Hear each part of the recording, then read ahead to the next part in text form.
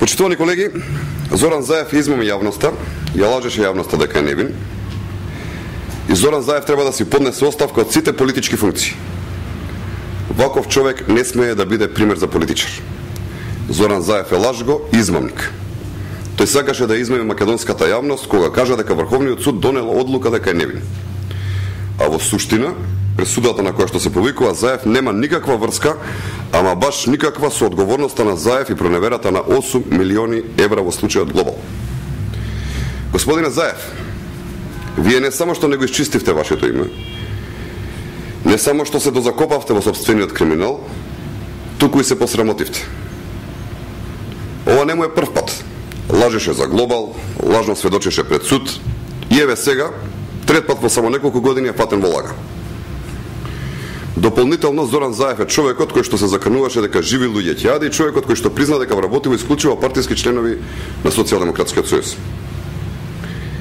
Пред 2 дена се перчеше и силеше, а всушност испадна дека глумеше своја сигурност. Денес, 2 дена по тоа, го нема никаде. И тој, како и Црвенковски, е скриен во глувчешка дупка. Ни порачува дека немало да полемизира со нас. И не мора.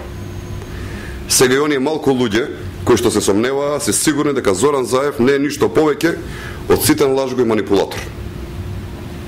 Господине Заев, вие сте должен јавно да се извините на македонската јавност поради ваквата лага и измама.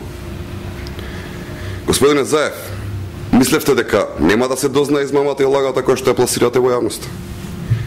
Мислевте дека ќе го трнете товарот од аболицијата што ја возможи вашиот партиски шеф Црвенковски за криминалот тежок 8 милиони евра?